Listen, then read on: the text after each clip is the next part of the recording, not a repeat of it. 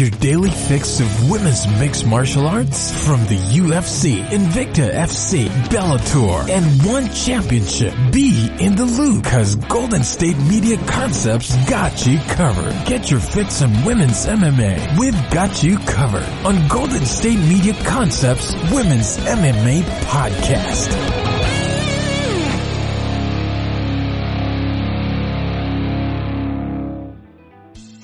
Thank you for tuning into the GSMC Women's MMA Podcast, brought to you by the GSMC Podcast Network.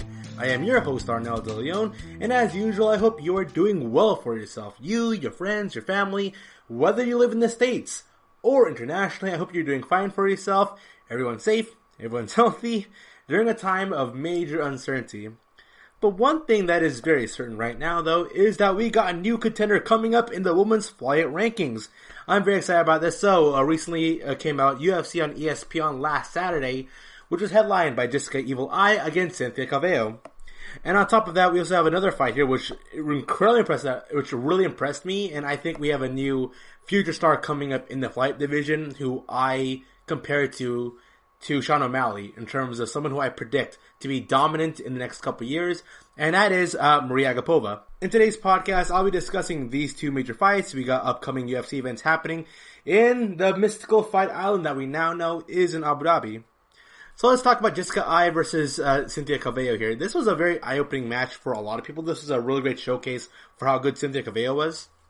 As it pertains to the women's flyweight rankings, someone asked Dana White what's going on with the women's rankings right now. And because currently right now in the women's flyweight division, things are a little bit iffy and thrown up in the air. We are unsure what the mental capacity is right now for Rose Namajunas. She is making a return to Fight Island. But then again, she's been scheduled to make returns multiple times in the past 2 years. Things just haven't been going well for Rose. We don't know what's happening with her. And right now, Joanna Jędrzejczyk, she's gone for a year, and Weili Zhang, she wants to fight against Rose Namajunas, but Rose Namajunas is right now kind of unavailable because she's fighting against Jessica Andrade. And there's even speculation out there that we might see a Weili Zhang versus Valentina Shevchenko fight. We are unsure on what to expect from the women's flyweight divisions. And the women's flyweight rankings right now, we've got, it's also kind of a toss-up right now because Valentina Shevchenko has pretty much smoked everyone in the flyweight division to the points that the reason why we have Jessica Eye against Cynthia Calvillo or Antonina Shevchenko against Katlyn Chookagian, it doesn't make logical sense for why those fights even happen. It really doesn't. I mean, if you look over here, we have Hannah Cifers against Maria Agapova. Hannah Cifers does not even compete in the women's flyweight rankings here. So why is all this happening? And the truth is that we've got the flyweight division and the bantamweight division. Amanda Nunes and Valentina Shevchenko, they're so dominant in their time as champions right now that they're pretty much smoking the division. It's the honest truth here. Who can face Valentina Shevchenko that Valentina has not defeated? She already smoked Jessica Eye. Katlyn Chookagian is a no. We got rumors out there that could be Joanne Calderwood versus Valentina Shevchenko. I think that fight was originally going to happen, but then Valentina pulled out due to injury, and also she had obligations to go and help film the Halle Berry movie. So, and also, as of right now, we still don't know when Valentina is going to come back. So, Katlyn Chookagian, she's not really doing anything right now. For the most part, she's waiting for her turn again. And then, so what's going on with the flyweight rankings now? We've got these top contenders here, and Jessica Eye, Katlyn Chookagian, Joanne Calderwood. They're not really doing anything right now. And they've already been defeated by the world champion. So what's next for the flyweight division? Well, flyweight division needs some new stars. So that's why they're pushing Antonina Shevchenko. Antonina Shevchenko was supposed to be, actually she was a really big deal coming to the UFC. She came into her first fights in the UFC as a major contender. She really was doing as a future face of the organization here. People thought, it's going to be Antonina Shevchenko against Valentina Shevchenko because that matchup makes the most sense because both of their fighting styles are very similar, with the exception that Valentina has a better ground game. And then we have here Cynthia Calvillo. Cynthia Calvillo was not even top 10 in the rankings.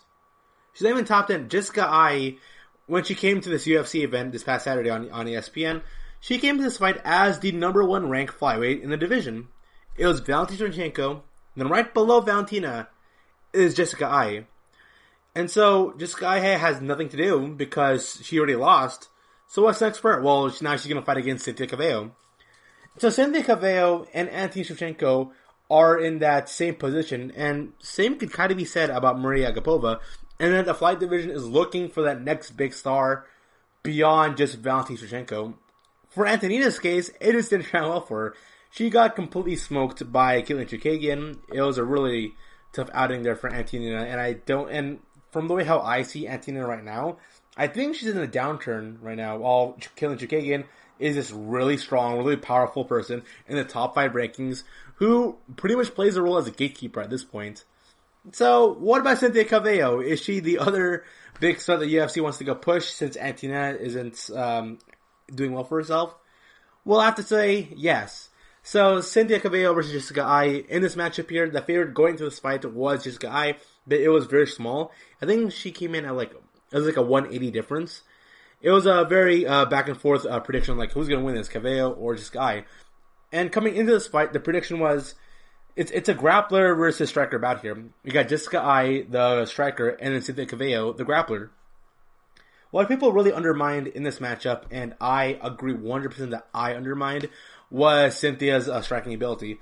Because Cynthia, she's really young, she's very inexperienced. So and she's going into her first major 5-round main event here at the UFC. So I thought to myself, okay, I'm gonna place the safe bet on Jessica Ai. I have the tendency of doing that. A lot of people have the tendency of doing it, where they place money on the person who's got a good track record and has experience. It's the reason why it makes all the logical sense for someone to go bet money on Gilbert Burns to go defeat Kamaru Usman. But Kamaru Usman will definitely go into his fight against Gilbert Burns as the betting favorite to go in, just because he's a safe bet. We know what we can expect of Kamaru Usman. For Gilbert Burns, his past 4 performances have been incredibly well for him, have been incredibly good, but it's been so fast, and he's been fighting in these short stints that we don't know how to really gauge him. And the same thing can be said by Cynthia Calvillo. She's only fought 10 times up to this point, so we're unsure how experienced she is compared to Jessica Ai. Jessica Ai is coming to this fight fighting 22 times, so 10 the person who's performed in 10 fights versus the veteran who's number 1 ranked, who's performed in 22 fights. It kind of makes a lot of obvious sense here on why somebody will look at Jessica Ai being the favorite in this fight. But that didn't turn out as well as we expected, because Cynthia Calvillo had an amazing performance. An amazing, complete, all-around performance. And her striking ability, I am sorry for undermining her striking ability. It's really good. Jessica Ai is ranked number 1 for a reason in the Flyweight division. She is one of the pound-for-pound best fighters in not just in the fight division, but of all women's mixed martial arts. She's one of the best out there. And for Cynthia Calvillo to go defeat Jessica Ai, someone who's experienced as her, and someone who's as accomplished as Jessica Ai, I'm like, wow, Cynthia, this is great for you, because right now, upon defeating Jessica Ai, so Cynthia Calvillo was ranked outside the top 10. With this one win on Jessica Ai, so she had a win against Courtney Casey, a draw against Marina Rodriguez, so she's not really going anywhere in the rankings in the fight division. But then she defeated Jessica Ai, and now she bumped herself up from being an unranked fighter into being the number 3 ranked fighter in the entire women's fight division, which in turn also bumped up Katlyn Chookagian. And now we have Cynthia Calvillo being a name out there. She could possibly fight against Katlyn Chookagian. And so when I look at Cynthia Calvillo and how she stacks up against the rest of the women's fight division here, what can I take away from Cynthia Calvillo's performance from Jessica Ai? Well, when you look at the rest of the matchups, you have Jennifer Maia, Roxanne Modafferi, Joanne Calderwood, Lauren Murphy, Katlyn Chookagian. Can Cynthia Calvillo beat any of these fighters? The answer is yes, because Cynthia Calvillo is an amazing grappler.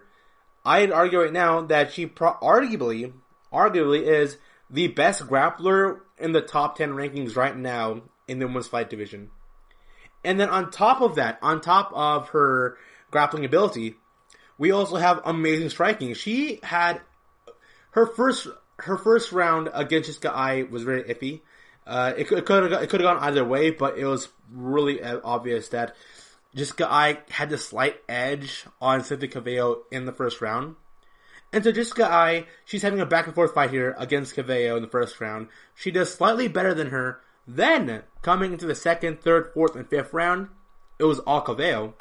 It really was, because Jessica she gassed herself out in the first round. Here's the thing. So if you look at the fight statistics here, Jessica attempted more strikes onto Cynthia, but she landed only 2 more significant strikes over Cynthia. She only landed 2 more, and Jessica Evil Eye looks significantly better. Here's the impressive part about Cynthia Cavello's performance against Jessica Eye. Cynthia Cavello was able to outpower and outstrike Jessica Eye, this pristine striker here in the division, one of the best ever. And she did it even though Cynthia Cavello looks like she belongs. I'm saying it now. Cynthia Cavello's how her body structure is and how she moves, she looks like she should be competing at the start division. She looks perfect for the start division. That's my personal 2 cents on that. But in this fight here against Jessica Evil Eye, she looks significantly a lot more smaller than Jessica Eye. She looked a lot more smaller. In the first round, she looked a lot more weaker. But I was proven wrong.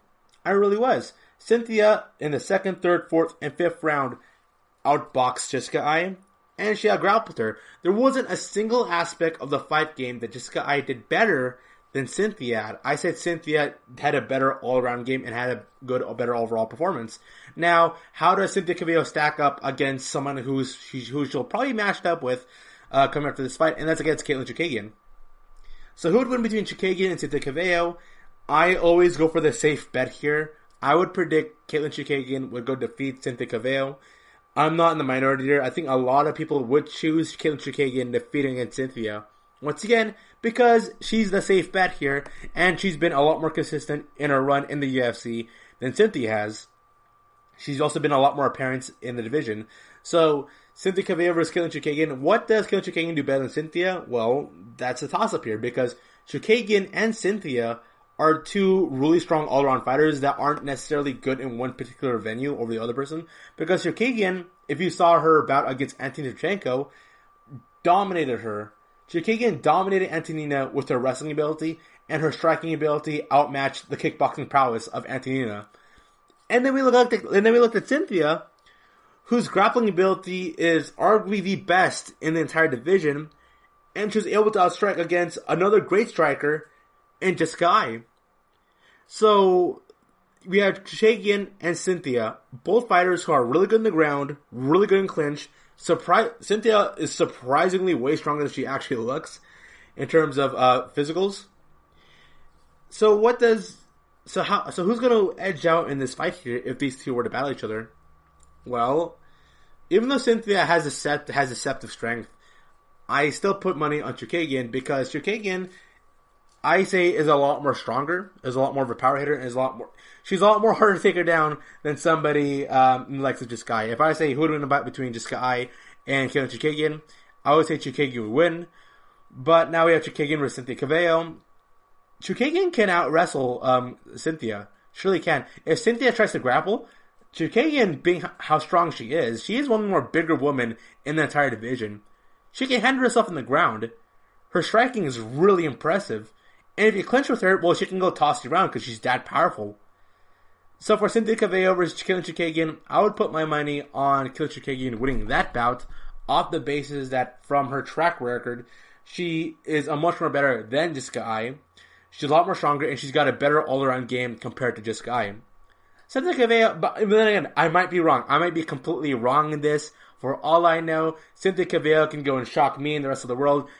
I won't be surprised. I won't be surprised if I saw a UFC Fight Night event or a UFC pay-per-view event, and it was Cynthia Cavello versus Katlyn Chookagian, and Cynthia Cavello starts out mat wrestling Chookagian, and she out kickboxes Chookagian. It could definitely 100% happen.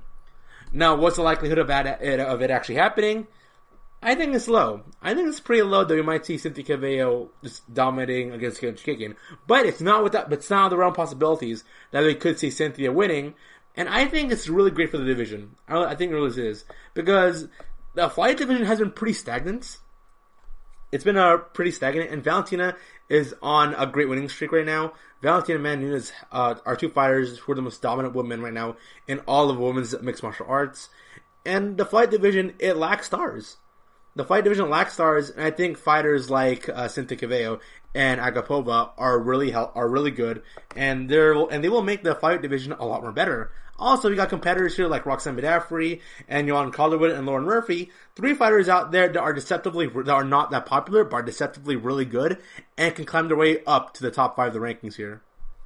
So you're listening to the GSMC Women's MMA Podcast, coming back right after the short break here, to which we discuss Marina Agapova's really impressive performance against Hannah Cifers. See you soon. Check out the show that's built on the MMA, from the UFC to extreme cage fighting. They got the fights covered. Check out the GSMC MMA podcast. Get the latest news on past or upcoming fights. Join us as we talk to and about some of the biggest names in the MMA, past, present, and future. When it's the fight game, there's just one show to check out. GSMCpodcast.com/MMA-podcast. Don't forget to like them on Facebook and follow them on Twitter. Visit GSMCpodcast.com for more info.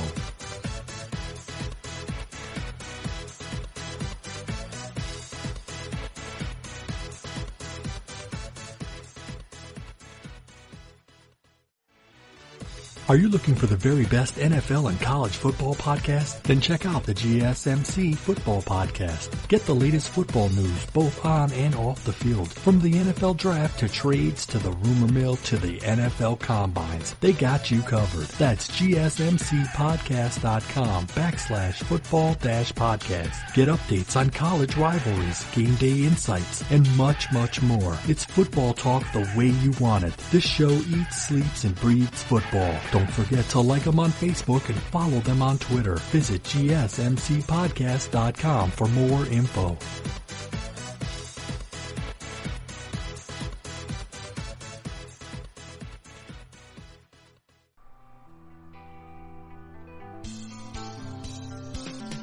And we are back. Welcome back to the GSMC Women's Mixed Martial Arts Podcast here. So I just recently discussed Jessica Ai against Cynthia Calvillo. I am excited for Cynthia, but another fighter that I'm very excited about in the fight division would be Maria Agapova. So it's Maria Agapova versus Hannah Cifers in the women's flyweight rankings here. And this fight, I am kind of happy and sad watching this fight. I'm happy in the sense that I get to see Maria Agapova be the great performer she is, actually completely dominate Hannah Cifers, and she's about only 23 years old, and she's still improving, yet she's doing so many things well for herself. I am happy for Agapova, and I predict her in the flight division to be similar to that of Sean O'Malley, in the sense that you get this young person here, she's got a lot of swag, she's got a lot of confidence in herself. There's a lot about Agapova. She has that level of charisma that you can tell how comfortable she is talking from the camera and how likable she is to the camera.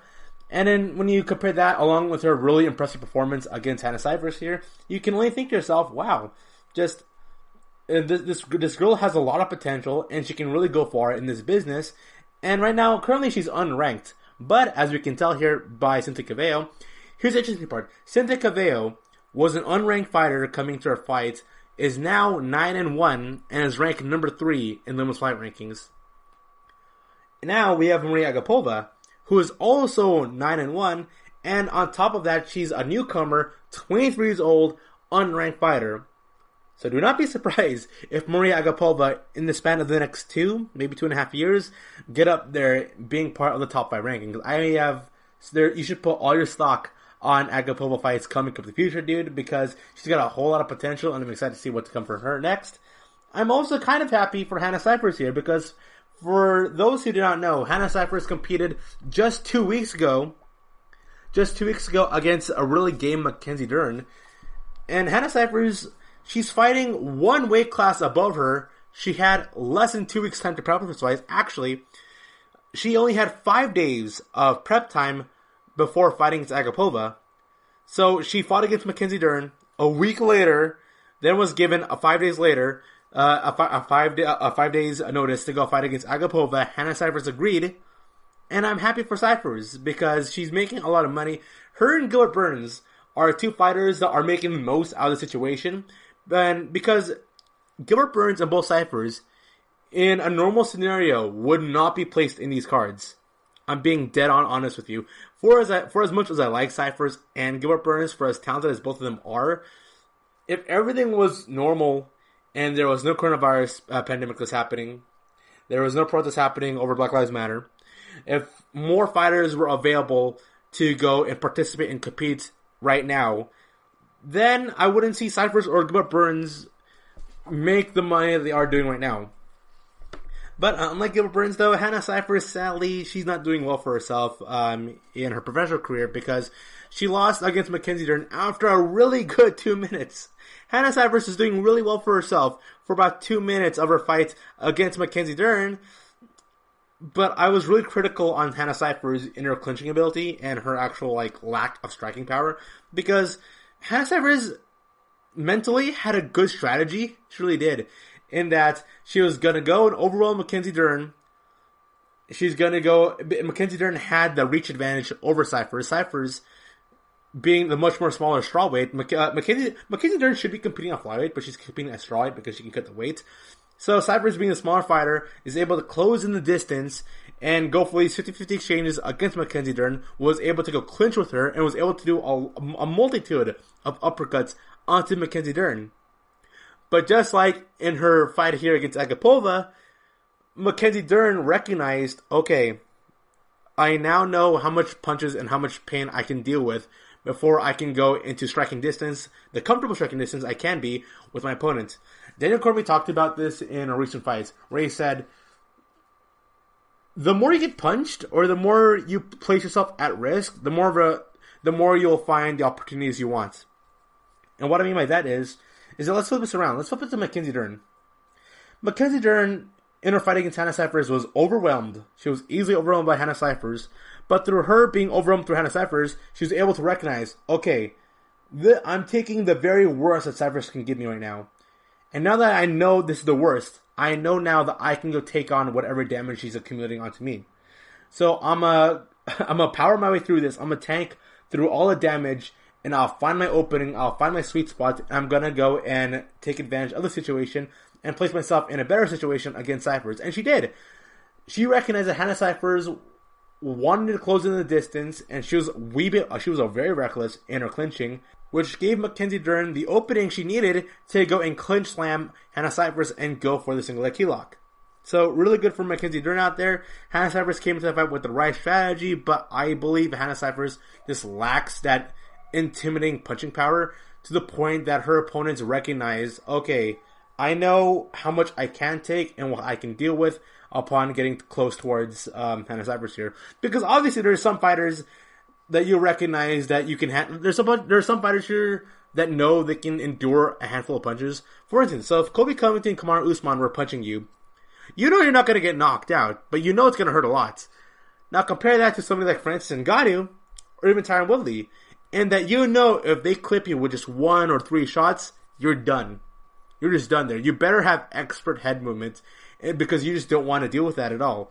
So in this scenario here, when you have Hannah Cyphers against Agapova here, Hannah Cyphers, she did the best she could. I am impressed what Cyphers was able to do against Agapova here. But me and my dad were watching it. And then when she saw, and then it was like, ready, fight. The referee's telling both fighters to go get inside the octagon. They're closing in the distance of one another. And there's a significantly huge difference between the size of Agapova and the size of Hannah Cyphers. Like, looking at this matchup, I'm like, okay, there's no way Hannah Cyphers can defeat Agapova because Agapova's best game is her striking, and she's really good fighting within the 50-50 pockets, and with her extended long reach, can go and outbox Hannah Cyphers and not make her comfortable. And she did that. She did that onto Hannah Cyphers, but Hannah Cyphers, being the game warrior she is, she took all these shots and positioned them back to Agapova. Sadly, though, Hannah Cyphers, her striking accuracy is really good. Her striking power is just not sufficient enough that her punches can't be seen as a threat towards her opponents. That's what I'm saying here. Hannah Cyphers is fighting the right fight in terms of like the eye test. If you just look at the eye test of Hannah Cyphers, you'd be like, she's fighting exactly the right way. But she just doesn't have the physicals to go back it up.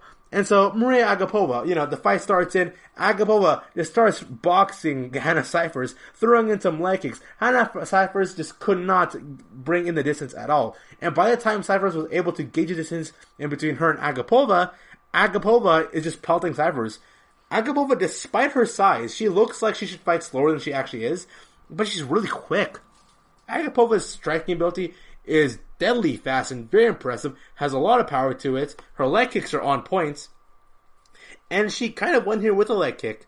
So Hannah Cifers at one point in the fight got her back onto the cage, and Maria Agapova is just pelting Cifers here with these uppercuts and hooks. And then she backs off away. She hits Cifers with a really mean, nasty leg kick. Hannah Cifers falls over her back onto the cage, and Agapova starts to go, and she goes over and submits her via rear naked choke. I'm sad for Hannah Cifers for submitting twice in 2 nights, but in this fight, Maria Agapova defeats Hannah Cifers via submission in the first round, 2 minutes and 42 seconds in.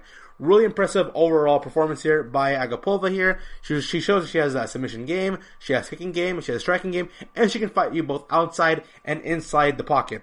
So a really impressive performance there by Agapova. I'm sad for Hannah Cifers, but also at the same time I'm also kind of happy for Cifers because in the span of 2 weeks, she made a whole lot of money for herself. So although Hannah Cifers did lose her bout here, she made some money from it, and considering the economy nowadays currently in the States, you gotta make as much money as you can right now because things are going on, like layoffs happening, we got business closing down.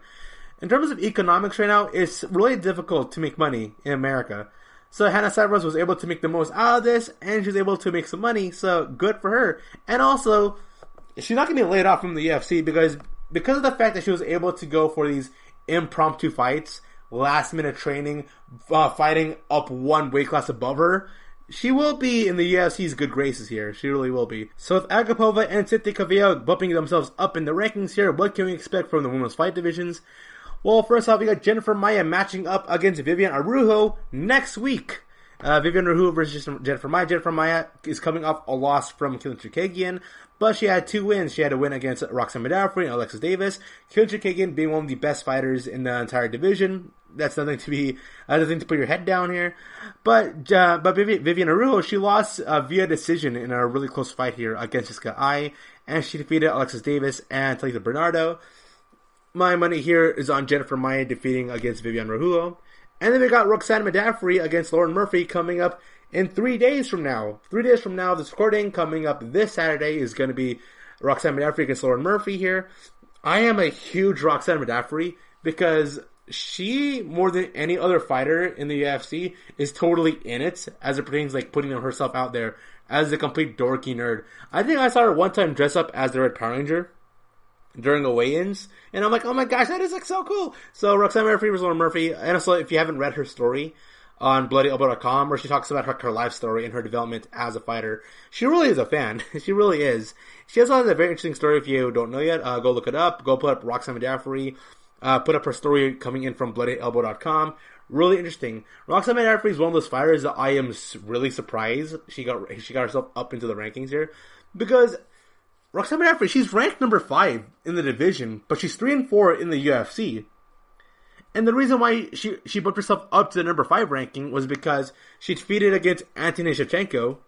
And remember, at the time of her defeating Antonina, she came into the fight as the underdog. She fought against Jennifer Maia, who's ranked number 4, and then she defeated Macy Barber.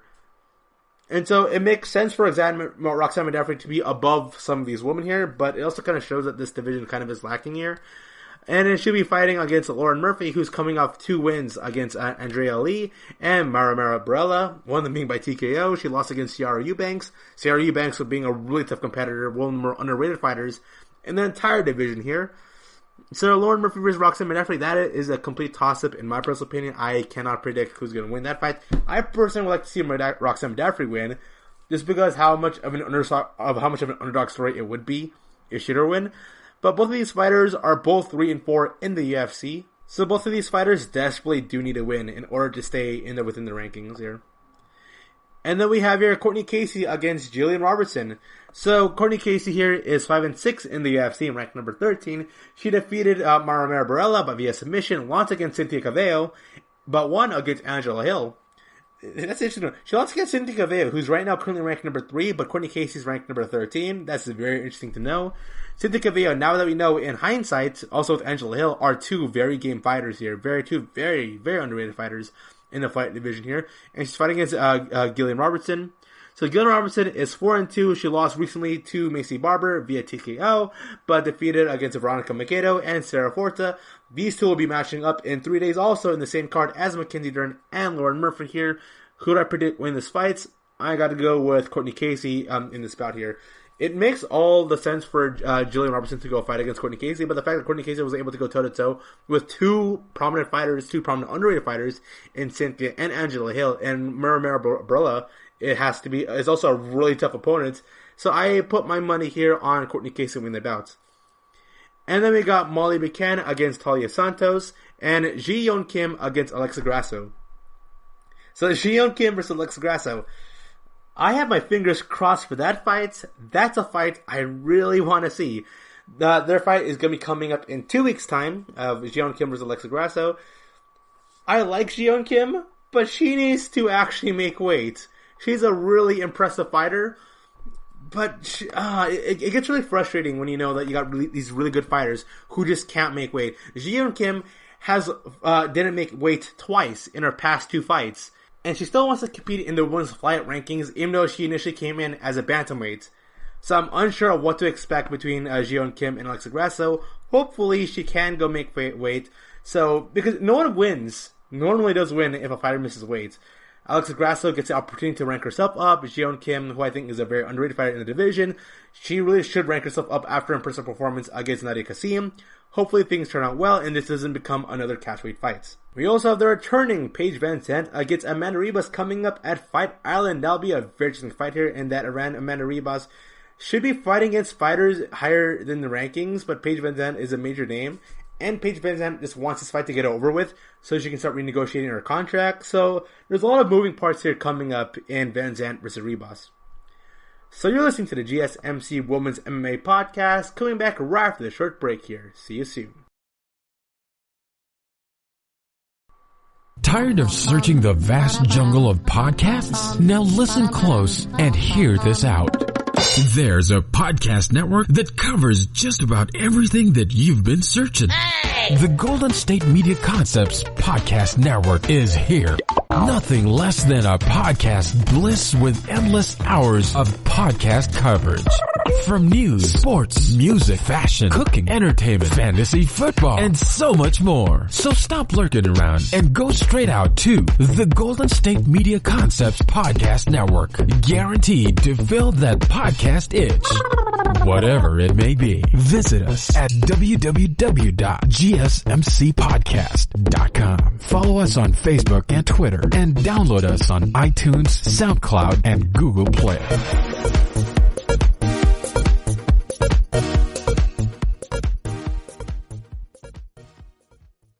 This is your ultimate stop for everything sports. The Golden State Media Concepts Sports Podcast. And we are back. So, UFC fight Maria Agapova impressed in her debut as a long year of surviving has paid off. This is coming in from WMMAranking.com here. Being reported in by Christian Placencia. It was nearly a year ago Kazakhstan's flyweight Maria Agapova knocked on the UFC's door at Dana White's Contender Series. She delivered on Saturday night in her UFC debut by submitting Hannah Cyphers via first round near naked choke. I won a good life that I deserve. It was done. It was finished. I just thought it was all or nothing, Agapova said. I'm so happy because now I know that all my blank will be fixed and finally I get a normal life. I just survived and after signing with the UFC, things got better with sponsorships. About a year ago, a piece of Agapova's tooth came out while she was in the locker room. She hasn't been able to go to the doctors because of the struggle of her finances. Finally, I can do it. I had money problems all year while I stayed here in the US, Agapova said. I have tooth problems and it's been getting worse and worse. Everything was all effed up all year. I just fight for my great future, for a great life because I'm tired of always just surviving. American top team's Agapova overcame many obstacles to earn her UFC contract. Meanwhile, boxing coach Gabriel De Oliveira has seen the flyweight evolve in her striking. When she lost the fights in the Contender Series following a week, they put her to work with me. Oliveira said, I didn't work with her in preparation for her Contender Series fight. She started evolving within her 2 fights during her short tenure at Invicta FC. We worked on positioning, on straight punches, and movements. As the main event began, Agapova was on the phone with her family back in Kazakhstan, while their coaches Gabriel de Oliveira and King Mo turned in to see if she would earn Performance of the Night bonus. We are watching the last fight to see if Maria Agapova wins a performance bonus. She did everything. Landed hard punches, defended takedowns, and finished with submission hold, Oliveira said. She controlled the distance during the whole fight, and she made her opponent feel each punch she landed. The UFC fight received many compliments from her family, but there was also a lot of buzz on her debut within the community of Pavlovtar, Kazakhstan. They were very glad for me. My sister lives in a very small city back home. Everyone told her, oh, your sister, Maria Agapova, a couple days ago, my phone broke. Agapova said, now I got 2 broken phones, and one that broke when I came to Las Vegas. Agapova has 3 consecutive first-round finishes. She called Shanna Dobson in her post-fight interview. Shanna Dobson, stop running away from me. Let's go fight here. I'll meet you here. Initially, matchmakers wanted to match up Agapova with Dobson before they moved to Musagato. Dobson rejected the fight for an unknown reason. The new UFC fight returned to the UFC Apex facility since her appearance in DWCS. This time, she didn't leave it to the judges and embraced the adrenaline that fuels her. Casinos aren't interesting for me. I like emotion. I want to go on a roller coaster and go extremely fast, Agapova said. People need soul. I just give it to them. They just want to see something interesting. I hope they give me good money for this. And she goes on to laugh. Her post-fight interview was very funny and very heartwarming. Even though she comes across as a very scary-looking fighter, but then she started talking in front of the camera, and she looks like such a humble, good person, and I'm really happy for her. I really am. Though, no, for as impressive as this performance was, though, let's not overdo it in how impressive it was, because she was fighting against Hannah Cyphers, and Hannah Cyphers had to fight 1 weight class above her, and she just recently fought about a week ago. So, good performance there by Agapova. I'd like to see a match between her and Dobson. I can't wait for that match to happen. It is being reported that Caitlin Vieira will face up against Yana Katsukaya and is added to August 1 event. An exciting bantamweight matchup is in the works for an upcoming UFC FIght Night event happening in August 1.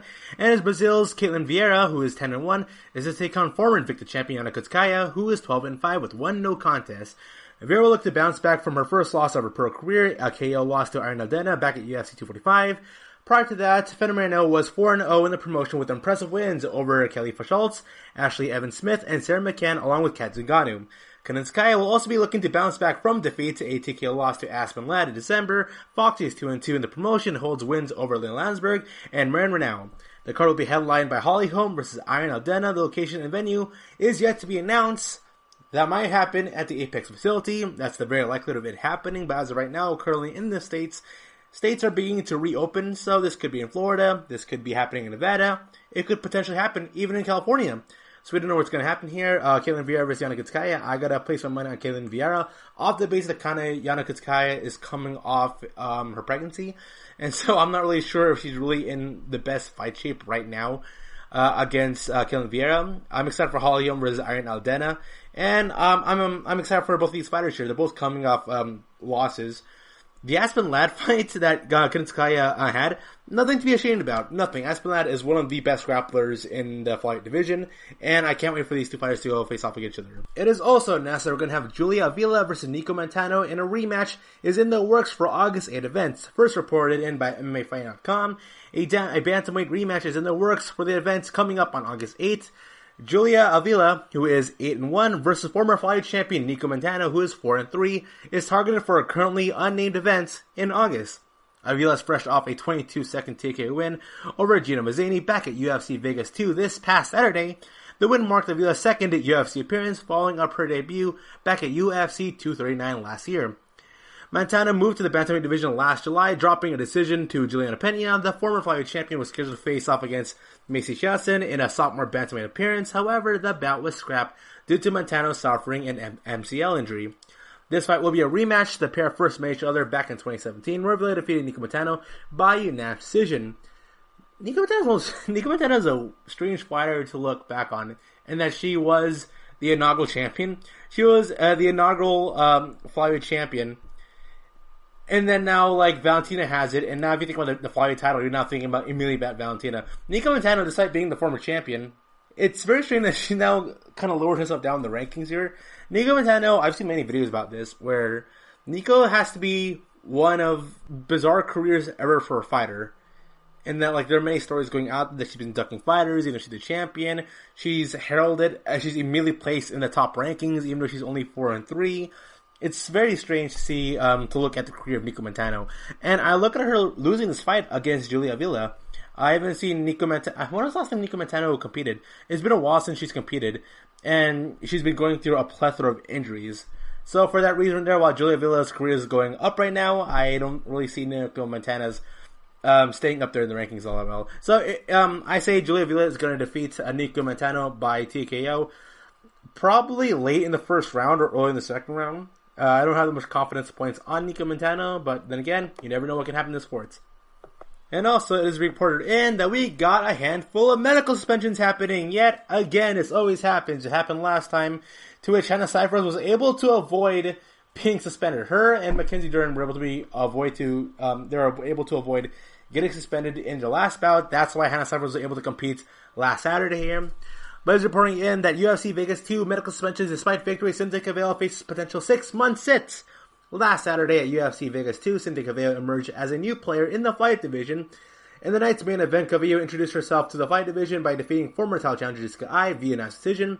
Also on the card, Julia Avila and Maria Gapova picked up big TKO wins in their respective divisions. After the fighters were evaluated by medical officials post-event, the Nevada State Athletic Commission released the full list of medical suspensions. Cynthia Calvillo must have right shoulder MRI, must have orthopedic or sports medicine doctor clearance. Otherwise, no contact until December 11. Minimum suspension until July 14. No contest until 5. Gina Mazzini suspended until July 29 next month. No contact until July 14. Hannah Cifers suspended until July 14. Also just 1 month. No contact until July 5th. I am upset about this. I really am. Because here's the thing. There is no way Hannah Cifers would have made the money she did if she didn't compete against Agapova. Because if she were to be suspended in her battle against Mackenzie Dern, which she didn't, she had zero suspension and zero feedback at all from the Nevada State Athletic Commission, despite being given a single leg key lock. It's bizarre. It really is. I am not happy with the Nevada State Athletic Commission being able to suspend fighters. I don't really think so. I think if after a fighter goes through a fight, they should be looked over. They should be looked over by a medical team and see, okay, how long does it take for you to recover from this, and are you good enough to be able to compete soon? Because here's the thing: these fighters are warriors. They really are. These fighters are warriors, and I understand safety is first. But if a fighter is capable of still being able to perform through several tests, then I believe that they definitely should go and have the option, have the freedom to choose to compete or not.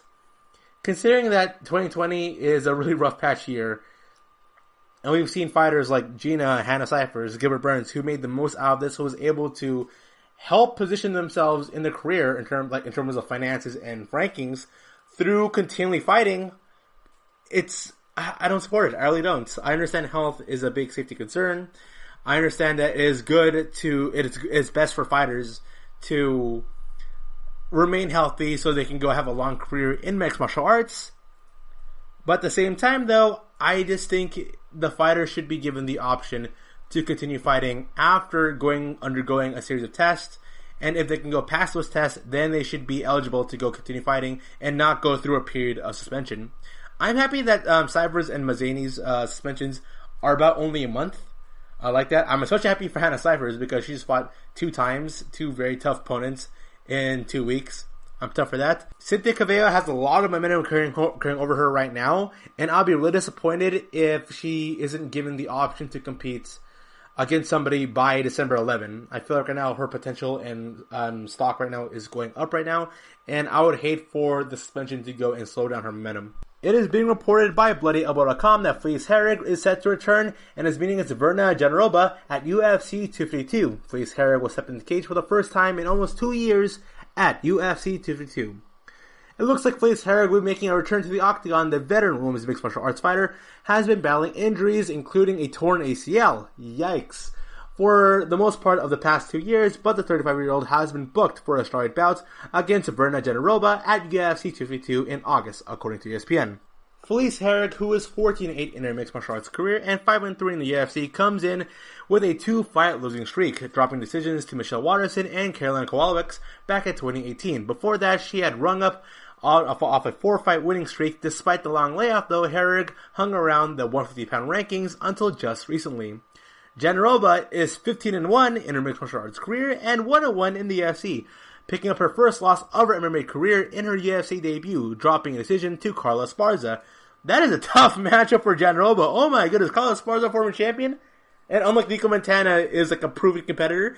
She rebounded in her last fight, though, submitting Mallory Martin in December. It is expected that the bout will take place on the prelim card at UFC 252, which goes down on August 15. But it does not have a set venue or location yet. The card will be headlined by the third and final fight between Daniel Cormier and Stipe Miocic for the UFC heavyweight title. Tough break for Jandiroba. Your first matchup is against Carla Esparza? Talk about a tough debut. Wow. Just wow. But the event will probably take place in Las Vegas, as I said recently. States are beginning to reopen up, but the UFC, it's not like they don't have a location that they can do it on. They have a venue, an event happening in Florida. They can do it in Las Vegas. For all we know, they can do it at Fight Island. So it's not like this event or this fight will be canceled or scrapped at all. I can expect it happening. I'm excited for Felice Herrig making her big return. I predict Jandiroba winning this. Torn ACL is something to be laughing at. People's careers have ended through torn ACLs. Once you go through a torn ACL, your career never goes back the way. You're not the same athlete ever again.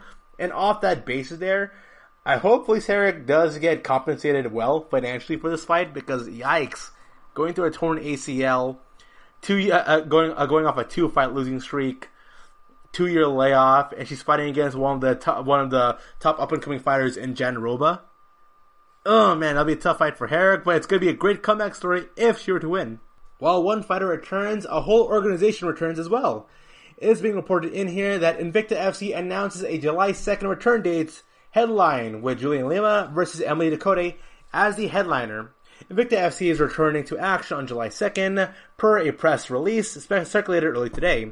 The organization, whose last show was back at February 7, has been on hiatus during the COVID-19 pandemic.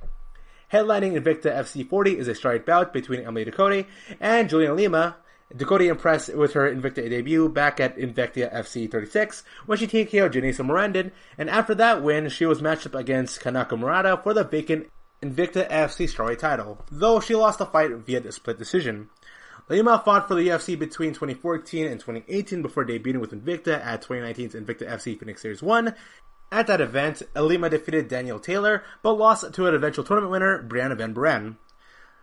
The co-main event is scheduled to feature Alicia Zapatela versus Linza Van Zandt in the atomweight division. Also on the card, we got Deanna Bennett takes on Victoria Leonardo, and Chelsea Chandler fights against Olivia Parker.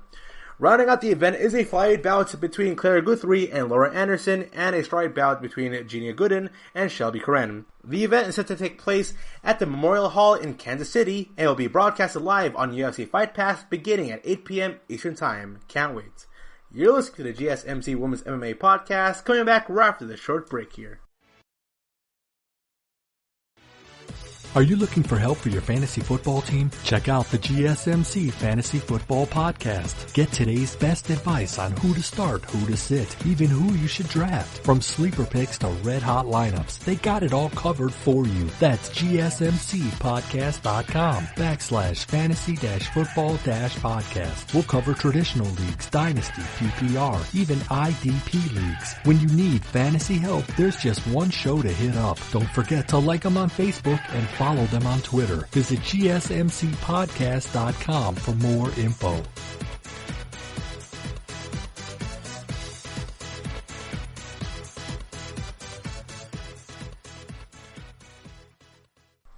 And we are back. So, for the podcast, we've been talking about top contenders moving up and down the rankings here. We got the UFC kind of being back into stabilization. We got events coming up in the month of July and August. We got up-and-coming athletes like Cynthia Cabello coming up. We got Mackenzie Dern. We got Angela Hill, who I believe is one of the underrated fighters coming up. We have Carla Esparza and Claudia Cadella. They're fighting and trying to make their way into the top 5 rankings. We got the comebacks here of Felice Herrig, Yuna Kutskaya. We have a lot of stuff happening in women's mixed martial arts, but one thing that is very evident is that it is unanimous that we all know who is the greatest UFC women's fighter of all time, arguably the greatest women's mixed martial artist of all time, and that is Amanda Nunes. What is going on with Amanda Nunes? Well, it is coming from Amanda Nunes' social media from herself, saying that she has nothing else to prove and that she would like to move on towards other stuff. If you want to know that information directly, then just go to Amanda Nunes' social media on Instagram and or Twitter, and you'll go find out how she sees herself in the role of mixed martial arts right now. Dana White was asked about this, on what he thinks about the possibility of Amanda Nunes retiring, and he said himself, well, Amanda Nunes, she made a lot of money. She's made a lot of money, not just through fighting, but she also has made a lot of money through like advertising, sponsorships. She's last week's podcast, Amanda Nunes, when she was given questions about the concerns over how much money she made, she talks about during the preview towards her battle against Felicia Spencer. She talked about how financially stable she was. She talked about how she was able to make a lot of money outside of mixed martial arts, and she's investing towards several different projects that don't even involve fighting, but involves like her trying to help out the LGBT community and helping out small communities in Brazil. She's been active, even though she's only been competing in the UFC like once a year. And it's very evident that if she were to not retire, she probably would just defend the belt once a year. She makes a lot. She makes really good for herself. She makes $500,000, and it's estimated that she makes about $500,000 before taxes and write-offs happening. And so she's very financially stable for herself. She has the money. Now the question is she actually going to retire? Well, she's got a baby coming up. She's going to be a mother. It's very stressful for anybody else. If you ask anybody who is a parent, they'll all say the same thing. Kids change your lives. Like, you think your life is going one day, all of a sudden you have a kid, and now your life has completely turned, and your priorities have changed. And now I'm thinking, what is next for Amanda Nunes? What's next for her? Because there was a question that popped up there, and it's something that has been bothering me and a lot of people for years. I mean, for the past 2 years. And it's that, what's going on with the women's featherweight rankings? Because out of every single division in both men's and women's, the UFC can't put 15 names under the rankings for the women's featherweight division. If you look at the heavyweight division, they'll throw out 15 names out there in the rankings. Look at the men's or women's bantamweight division. Even though there's no champion right now for the men's bantamweight division, there are still 15 names being thrown out there with like numbers 1 through 15. The same thing can be applied towards the women's flyweight rankings, the women's strawweight rankings. Every division is stacked with fighters, and there's an obvious pecking order on who are the top fighters, who are the low-end fighters, who are the middle ground fighters. It's obvious what tiers of fighters are there in each division. Except for the women's featherweight division. Tell me right now, name as many fighters as you can from the women's featherweight rankings. Name. I can think of Amanda Nunes, Felicia Spencer, and Megan Anderson. Those are the only 3 prominent fighters in the women's rankings. There's a site out there, it's called Rankings MMA, where it gives you the rankings for all the fighters, and it ranks all the fighters, and it gives several names of all the fighters and like what their schedules are, who they've been competing with in the past 3 fights. It gives you like a rundown of every fighter's like fight schedule and the rankings. But the same thing also applies for the women's fight division, and it's because there is nobody in the women's fight division that you can conceivably see can defeat Amanda Nunes. And if you're to put down who are the top 50 women in the UFC right now, there'll be no featherweight name. You're going to have Jermaine Durandamy pop up. You'll have Holly Holm pop out. Yes, Cynthia Cabello pop out. You're going to have Amanda Nunes. You're going to have Willie Zhang. You're going to have Rose Namajunas. You have Michelle Waters now. You have Carla Esparza. In the top 50 rankings, you're not going to have a single women's featherweight competitor be part of the rankings, other than potentially Felicia Spencer or Megan Anderson. But beyond those two, Like, do you really want to place them over other fighters, over like a Joanna Jędrzejczyk? I don't really think so. Or do you even want to put them over fighters like Agapova or Cynthia Calvillo, who are new to the scene? No, you really wouldn't, because the featherweight division is pretty much non-existent, and Amanda Nunes carries a belt. She's the champion of a division that more or less doesn't really exist. Note, the featherweight belt has been defended twice in the span of 2 years. Only twice. Now, I know champions that have a tendency of fighting once a year, but consider the fact that she's also the bantamweight champion. Her priorities are different. Her priorities, the bantamweight division is significantly a lot more deeper. If you say, bring up the top 10 fighters in the bantamweight division, compete against the top 10 fighters in the featherweight division, bantamweight division completely smokes the featherweight division. It's that really obvious. Now, you can move fighters from the bantamweight division over to featherweight, but you can force fighters to move weight class. You just can't, unless they have a history of like failing to go get on weight. Like Ji-Yeon Kim, she is a natural bantamweight, but she's competing at the flyweight division, so it makes sense for her if she were to be forced up to go compete at bantamweight if she continues again in her upcoming fight against Alexa Grasso to go miss weight. But that's an if scenario. There's no one right now in there's not like Ciara Eubanks. No, there's nobody currently right now in the bantamweight division that has to move up a weight class. No one has to. I always believe that even though Felicia Spencer was pretty much like, she was like sacrificed to Amanda Nunes to fill up that one fight requirement that Nunes has to go compete in every single year. The featherweight division right now is not in a good place. It isn't. Dana White, when asked about the featherweight division, he said himself, okay, the featherweight division, we are trying to build the featherweight division around Amanda Nunes. We want her to be the centerpiece of it. And I'm thinking, okay, good. Dana White has not given up on the featherweight division. I'm happy about that. I'm happy. The more divisions out there, the more action I can see. I'm happy about that. Problem, though, is what is Amanda Nunes' priorities? Because I can say right now, like, fighting doesn't seem like one of her main priorities right now. And if she were to choose, hey, Amanda, keep one belt. Which belt would you prefer? I can see her say, I want to keep the bantamweight belt. Because the bantamweight belt is just a lot more interesting with a lot more better fighters that I can compete with, and I can further cement myself even more for being the greatest of all time. The competition and also the revenue she gets from competing, there's more money to be made for Amanda Nunes competing in the bantamweight division compared to competing in the featherweight division. If you're to say, okay, what fight would make the most money? Would it be Germaine Ranime against Amanda Nunes again? Or would it be Amanda Nunes versus Megan Anderson? Not disrespecting Megan Anderson here. I love Megan Anderson. She's a great underrated fighter. But in terms of popularity, in terms of a draw, she doesn't outweigh Germaine Ranime. She doesn't outweigh someone like a Holly Holm. She's just that low in the spectrum right now. And so I always believe that if the featherweight division maybe this might be a blessing in disguise.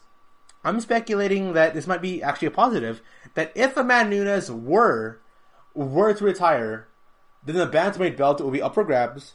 But most importantly, the featherweight belt will be up for grabs. With no absolute dominant person ruling over the featherweight division, the power balance becomes a lot more clear here. Because right now it's Amanda Nunes and everyone else in the featherweight division. But if she were to lose her belt, if she were to vacate her belt, now the featherweight division, now there's a chance. Now there's a chance that somebody who we do not know, a brand new star in the UFC, gets the opportunity to go and compete and maybe get the belt. I'm a firm believer that for the next upcoming UFC Ultimate Fighter show, the next Ultimate Fighter event that is making a big return, I'm happy about that. Yay. I would like to see an Ultimate Fighter centered around implementing new women's featherweight competitors coming into the UFC. If you do it, because the Ultimate Fighter is a great gateway to get fans into knowing and enjoying and following the fighter. So if you get, it'd be similar to Nico Montano, except I think, unlike Nico Montano, the UFC will do a better job in controlling its fighters and trying to stabilize the division. Because when Nico Montano won the belt, it made sense how they're booking Nico Montano and the way how they presented Nico Montano. She wasn't the right champion. She wasn't the right person to be the inaugural champion for that division. it's a combination of bad luck and random occurrences holding back that flyweight division. But since Valentin Shevchenko got the belt, well, now the flyweight division has been pretty much been stabilized. And I think the same thing can be done for the women's featherweight division if they were to implement women's featherweight cup fighters coming through the Ultimate Fighter. I would definitely enjoy that. Or another thing that they can do would be if they gave a pay raise. I know money right now isn't all that well for the UFC. It was reported recently that that their debt into making up the money that like the $4.3 billion that was used to go buy into the company rose.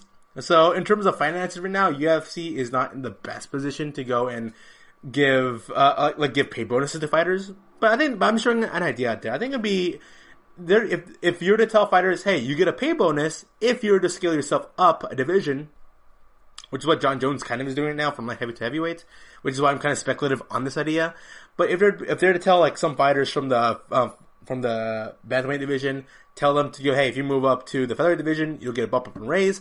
I think that can also help out. Now that's definitely not going to happen, but right now how I view it, Amanda Nunes retiring and vacating both of her belts might be a blessing in disguise, and I think it would be the best thing to do even if she doesn't retire, it's all just a rumor, it's all just speculative right now whether she retires or not. Even if she were to not retire, I think the UFC would help stabilize the division even more if they just strip her of the belt. I know it's wrong, right? Like she loses a belt that she didn't even like actually lose in. Well, yeah, it's a sad truth here, but in order to stabilize that division, the feather division, it's either they have to find this out of nowhere, super natural, amazing talent that nobody's ever heard of, this like prodigy come out and just randomly defeat Amanda Nunes. That could be Megan Anderson, who knows? Or Amanda Nunes, she loses the belts, and then it's up for grabs. They hire a bunch of women's fighter competitors. They have them participate in either the Contender Series or in the Ultimate Fighter, build some popularity for that fighter, and then build a division around that fighter. And hopefully, unlike the Nico Montano situation, things will be a lot more simple, a lot more, grounded, and random occurrences like injuries and, and like some fighters saying, I don't want to fight that fighter, or a champion that's totally up for fighting with anybody. That would help out the feather division immensely. Though it is noted that Dana White on the Schmo podcast, very interesting podcast to listen to. I recommend you guys to go listen to it. Just because you get to see Dana White kind of lower his guard down, and he's kind of in a bright light environment where he's kind of talkative and he looks upbeat and looks positive and happy to be there. Because most times when you see Dana White outside of the usual press conference thing, he's like always a curmudgeon. But in this scenario, he actually was kind of happier, and he talked about who was his Mount Rushmore of mixed martial arts. And he said, Amanda Nunes, Dana White said that his Mount Rushmore for the UFC would be Royce Gracie, John Jones, which is ironic, Amanda Nunes, and Chuck Liddell. And then his wild card there, if you were to put a fifth person, would be Forrest Griffin. So Amanda Nunes, she has zero to prove right now in the world of mixed martial arts. If she wants to retire and she wants to just be a mom, a mother, and invest her time towards other projects, I'm totally fine with that. It makes perfect sense. Nunes has nothing to prove right now. To be honest with you, the most exciting division in all of women's mixed martial arts right now is the UFC Women's Flyweight division. That's the division I am most amped up for. We are finally going to see Jessica Andrade compete against Rose Namajunas. This will be the rematch, and this will be, I think, like a third or fourth time this fight has been booked. Weili Zhang herself, the current women's UFC strawweight champion, called out Rose Namajunas, saying that that's the next fighter she wants to compete with. Dana was asked about this, what does he think about Weili Zhang wanting this Rose Namajunas? And Dana White says, well, I would like to put that card on, but I don't know what's going on with Rose Namajunas mentally. I really don't.